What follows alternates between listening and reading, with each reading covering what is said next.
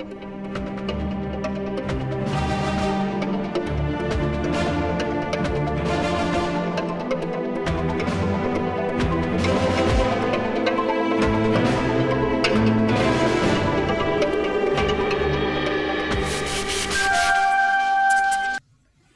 always a pleasure to have you back. It's still the Patriot, and we are discussing marriage and patriotism. It's a far end of two ends of extremes that somehow seem like they don't meet, but we are trying to pull them together to get you to see where to marry and get the sense of all of this. We're talking about the forms of marriage and how it's giving our guests concerns. He mentioned traditional form of marriage. The mixed marriage and the gay marriages. So we still have cohabitation and racial marriage to discuss, but we're not really going to go into all of those. So cohabitation is just deciding to come to live together and have children, start a family without the necessary carrying out the requirements, the legal instruments that enable them to live together. Okay. And getting parental consent enable them to live together. That's cohabitation. But we're living with it today. Alright, so what exactly is your concern? My concern is about the definitions we are giving to marriages today. Recently there was a definition of marriage that came up where marriage is being defined as the union of two consenting adults. Of course, that's the basis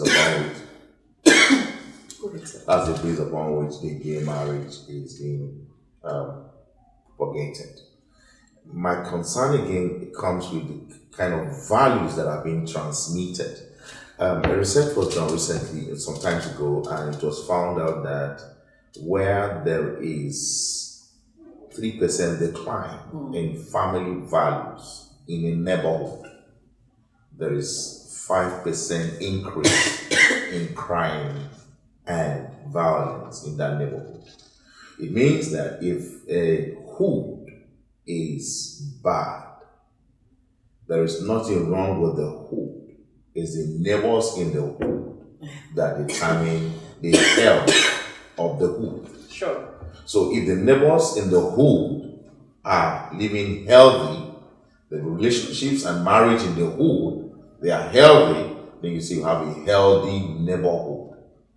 Because the hood itself is immoral. There's nothing, it doesn't affect anything. It's the people in the hood that determine the kind of nature or culture that is propagated in that hood. Okay. So my concern here is for the next generation.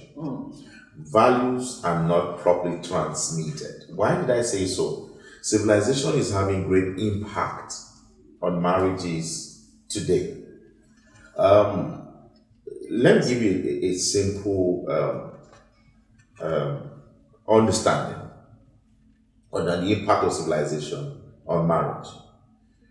When the world was going through the agrarian age, for instance, during the agrarian age, the impact of the agrarian age in the family marriage is such that the man goes to the farm with his son, and the mother stayed back at home with the daughter. To do what? The man teaches his son certain values as the farm. Values like you have to sow the seed, you have to work hard, you have to tend the plant, you have to be patient, you have to water the seeds.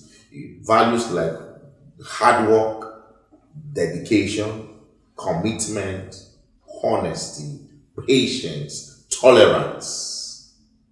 And all of that is being transmitted to the young boy while he is with his father and the farm. Okay. And he sees how his father, he sees that reward come from labor. Now that's a value transmission. That's a value transmit to his son. Reward. You don't get reward if you've not labored. So you have to work hard and be patient. Tolerance, attention to details. These are values that are being transmitted to the son. Now, the mother stayed back at home and is teaching the daughter homemaking.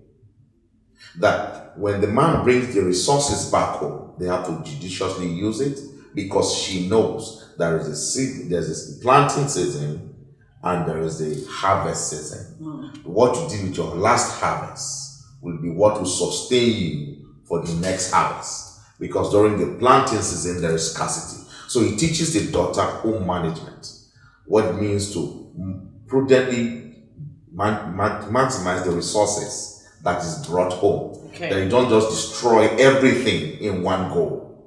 You have to manage prudently. You have to give support to the man. It teaches how to keep the home front intact.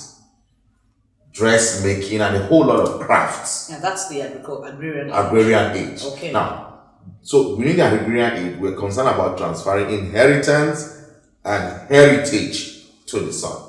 But when we moved from the agrarian age, we went to the industrial age. What began to happen was that the man left the home for the factories, to go work at the factory.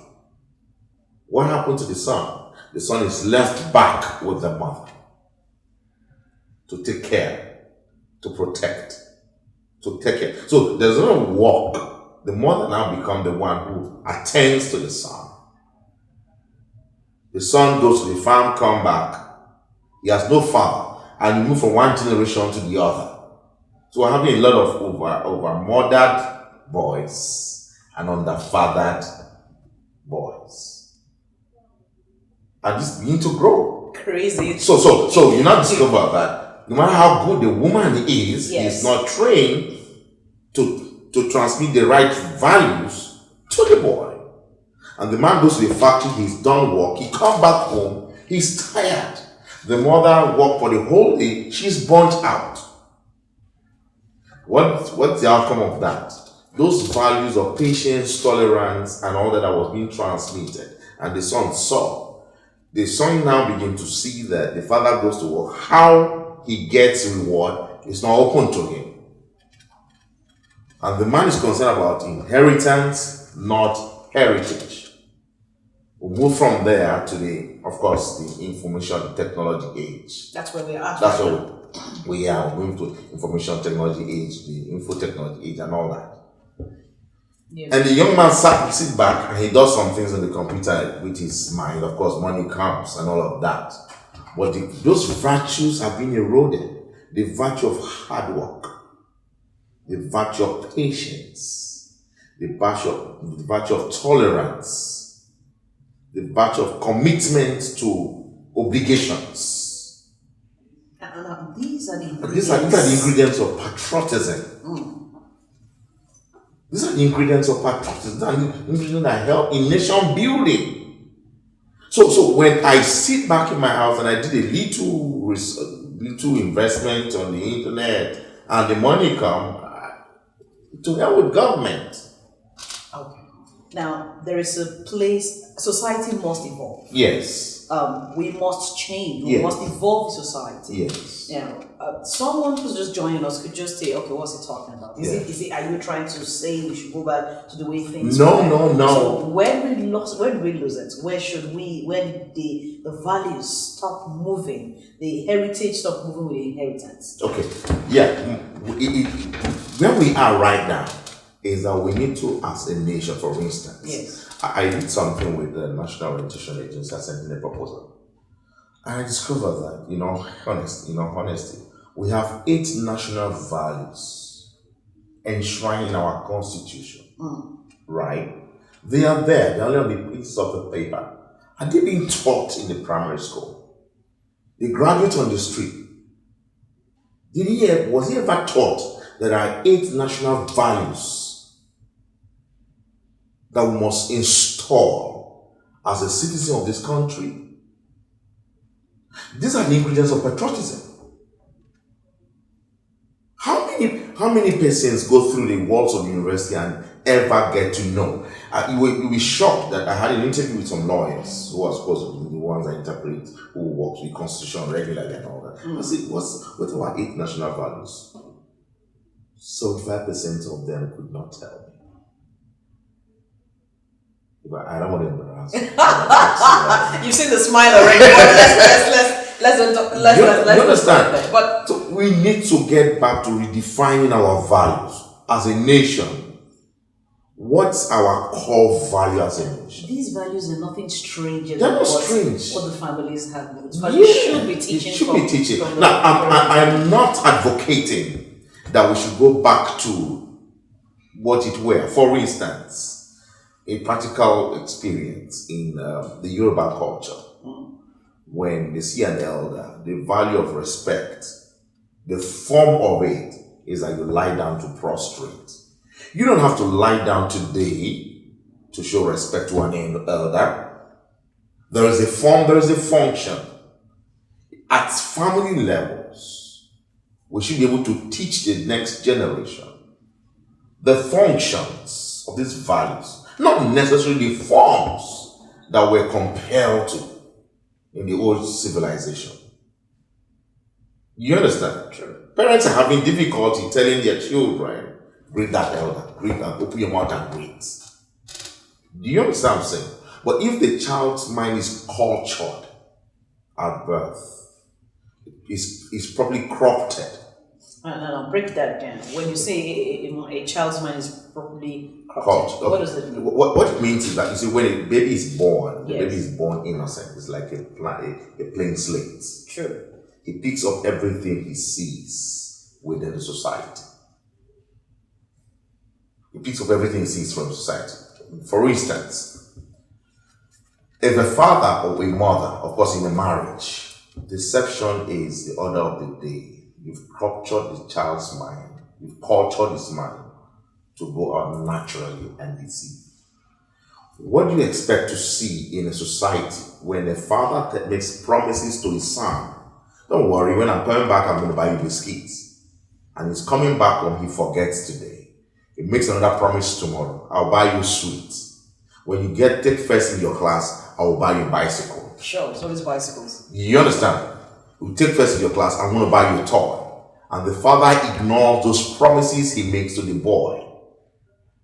The boy is being trained to know that deception is normal. Is that the reason we have politicians that don't keep to their promises?